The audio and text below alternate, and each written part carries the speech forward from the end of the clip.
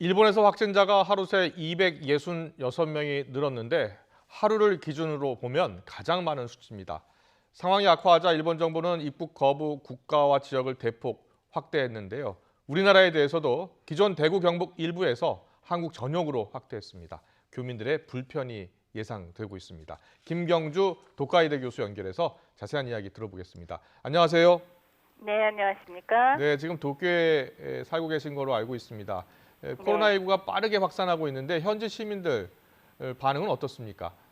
예, 뭐 한마디로 이 폭풍 전야의 고요함이라고 있죠. 뭐 지금 네. 현재 분위기는 그렇습니다. 다들 이제 숨을 죽인 채 긴장을 하고 있는데 이 긴장 상태가 이제 한 일주일 넘게 지속이 되다 보니까 역시 그 답답함을 감추지 못하는 그런 분위기라고 말씀드릴 수 있겠습니다. 네. 아시다시피 그 올림픽 연기가 확정된 게 지난주 화요일이었는데요. 예. 그날 이후로 이 감염자가 눈에 띄게 늘어나고 있습니다. 오늘 같은 경우 이 최신 정보에 의하면 동경만 해도 97명, 여태까지는 한 60명대 정도로 요 한 3, 4일 동안 증가를 했었는데 이게 또 확 뛴 거거든요. 예. 근데 그럼에도 불구하고 일본 정부의 대응은 여전히 소극적이어서 우리는 아직까지는 아슬아슬하게 잘 견디고 있다. 이러면서 이 어떤 그 감염 폭발적인 그 감염에 대한 인정을 잘 하지 않으려고 하고 있는 네.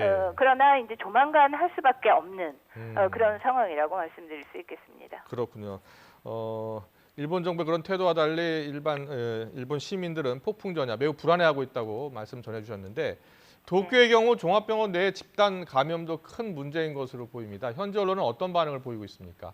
예, 언론에서도 물론 이 병원의 집단 감염을 집중을 하고 있죠. 왜냐하면 이 취약 그 시설이라고 그럴까요? 특히 예. 요양원이라든가 병원이라든가 이런 데서 이게 커다란 집단 감염이 일어나고 있는 거는 일본도 마찬가지인데 그런데 언론을 비롯해서 더 주목을 하고 있는 것은 이런 그 병원보다도 감염 경로를 확인할 수 없는 환자 수가 급격히 늘고 있다는 겁니다. 예. 동경의 경우만 해도 이 전체 감염자의 약 3분의 2 정도가 감염 경로를 알 수가 없는 환자들이고요. 또 그중에 한 30% 정도가 이른바 그 유흥업소라고 그러죠. 신주쿠라든가 긴자라든가 이런 여러 사람들이 밤에 모이는 곳에서 발병을 하고 있다. 이 부분에 더 주목을 하고 있는데 그 이유는 이 병원 같은 경우에는 감염이 일어나면 뭐 차단을 한다거나 아니면 집중적으로 추적을 해서 검사를 한다거나 어떤 적극적인 대응이 가능하지만 네. 이미 이 알 수 없는 경로를 알 수 없다는 것은 지역 사회에 그만큼 이미 다 전파가 돼 있다는 것을 말하는 거이기도 하기 때문에 예. 이게 더 이렇게 뭐랄까요? 그 기분이 나쁘다고 할까요? 뭔가 그 불안한 전조를 나타내는 그 수치가 아닌가 그렇게 생각이 됩니다. 네. 이 일본 정부의 그런 안이한 대응, 비판도 지금 계속되고 있는 것으로 알고 있는데요. 무엇보다도 일본 코로나19 검사량 네. 자체가 적다라는 비판도 계속 나오고 있죠. 예, 그렇습니다. 일본 같은 경우 그 현재까지 약 5만 4천 건 정도를 검사를 했는데요. 영국의 그 옥스퍼드 대학의 연구자들의 그 통계에 의하면 이거를 인구 100만 명당으로 환산을 해봤을 때 네. 한국 같은 경우에는 약 6천 명, 그다음에 일본은 그에 비해서 한 117명이니까 뭐 어림잡아 한국의 60분의 1 정도밖에 검사를 하고 있지 않다는 거죠. 예. 일본의 그 정부의 이야기는 그렇습니다. 결국 진단에서 끝나는 것이 아니라 진단한 사람을 적절하게 치료를 할 수 있어야 되는데 즉 진단과 치료가 일체화되는 이 체계를 구축하기 위해서는 지금의 어떤 그 상당히 의심스러운 환자만을 집중적으로 진단을 해 나가는 것이 맞다 이런 그 설명입니다. 네. 그런데 제가 볼 때는 이렇게 그 소극적인 검사가 통용되는 이유는 단순히 이 어떤 그 정부의 방침뿐만이 아니라 그 의료, 그다음에 정치, 그다음에 사회 문화적인 이해관계가 서로 이 맞아 떨어진 결과다 이렇게 보는데요. 네. 쉽게 얘기하면은 그 적극적인 진단을 해서 환자가 막 많이 나왔을 때 일본 같은 경우 일본 의사회라는 데가 이게 굉장히 그 권력 집단인데 예.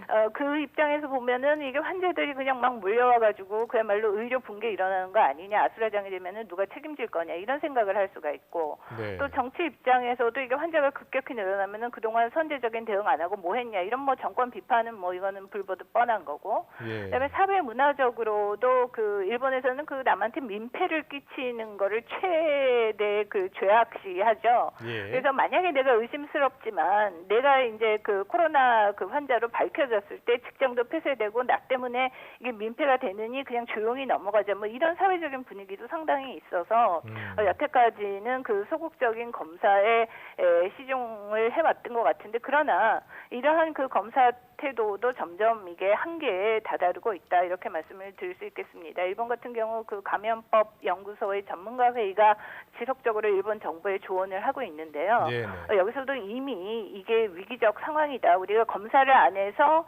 그 사람들을 그 입원 치료하는 것을 통제하는 데에는 이미 한계가 있고 병원 말고 이제 예를 들어서 한국의 그 생활치료센터 같은 그런 예. 격리시설을 확보하는 전체적인 체제를 다시금 짜야 된다는 조언은 계속 하고 있는 상황입니다. 그렇군요.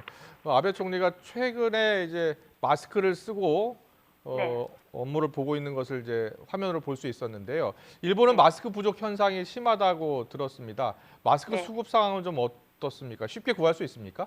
아니요, 뭐 마스크는 아예 없죠. 아예 없고 그다음에 이거를 어디서 뭐 살 수도 없는데 일본 정부가 지금 말씀드렸다시피 그 검사는 소극적으로 하고 예. 그다음에 감염법 정비라는 거를 이제 그 계속 했었어요. 네. 그래서 긴급 사태 선언을 할 수 있는 그 법 체계를 만드는데 이제 여태까지 시간이 걸렸다. 이게 일본 정부의 설명이었는데 네. 이 감염법을 정비를 해가지고 긴급 사태 선언이라는 것을 해야만이 여러 그 이동 제한이라든가 영업에 대한 지시나 요청, 그다음에 학교 휴교령 뭐 이런 거를 내릴 수가 있는데 그거를 지금 우리는 아슬아슬하게 잘 견뎌내고 있다 이러면서 안 하고 있는 거죠. 그러니까 어떻게 보면은 검사도 안 하고 네. 법에 입각한 어떤 적절한 정부 차원에서의 대응 조치도 하고 있지 않고 그런 와중에 나온 게 이게 뭐 가구당 말하자면 일주일에 마스크 그것도 면 마스크 2장을 보급을 하겠다 이 대책이 나오니까 이제 다들 조금 황당해한다거나 할까요? 그 상당히 네. 비판적인 목소리가 이거는 뭐 정치권뿐만이 아니라 사회 전반적으로 나오고 있는 상황입니다. 그렇군요.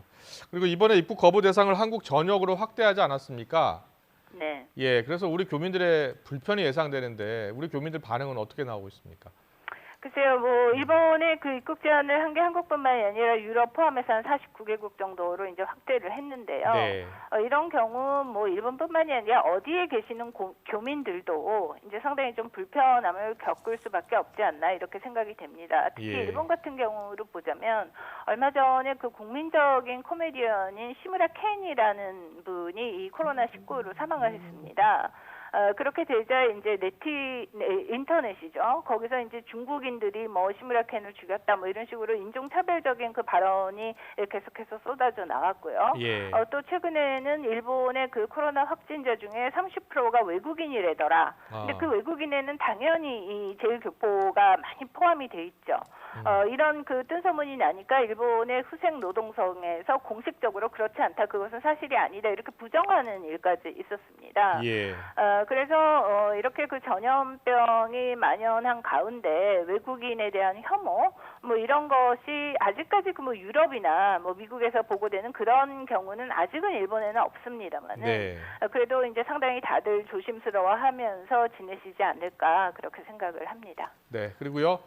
교수님, 그 도쿄올림픽이 연기됐는데요. 경제적으로 지금 상당한 충격이 예상이 되고 있습니다. 일본 현지 반응은 어떻게 나오고 있습니까? 예, 일본 그 올림픽 연기로 인해서 일본의 경제적 손실이 우리나라 돈으로 한 30조 원 안팎 될 것이다. 뭐 이런 통계가 나왔었는데 뭐 네. 지금은 그게 문제가 아닌 그런 상황인 것은 일본도 마찬가지입니다. 그래서 어떻든 간에 이게 경기 부양뿐만이 아니라 지금 직장을 잃고 일을 못 나가기 때문에 이제 월급을 받지 못하는 이런 사람들이 쏟아져 나오고 있다 보니까 네. 이제 경제 대책을 해야 된다. 그래서 일본 정부가 이번 주 안에 긴급 대책을 발표하겠다. 이렇게 얘기를 했는데요. 지금 현재 그 추정되는 규모는 경제 대책으로 우리나라 돈으로 약 그 200조 원, 그다음에 이와 관련된 사업비로 약 600조 원 정도를 이제 쏟아붓겠다 이렇게 이야기를 하고 있어서 그 2009년에 있었던 금융위기 그때를 능가하는 규모가 될 것만은 확실해 보이고 그만큼 일본에서도 경제적인 위기의식을 상당히 크게 갖고 있다 이렇게 말씀드릴 수 있겠죠. 네, 여기까지 듣도록 하겠습니다. 지금까지 김경주 독가이대 교수님과 함께 일본 상황 살펴봤습니다. 김 교수님 건강 조심하시고요. 오늘 바쁘신데 연결해 주셔서 고맙습니다. 네, 감사합니다.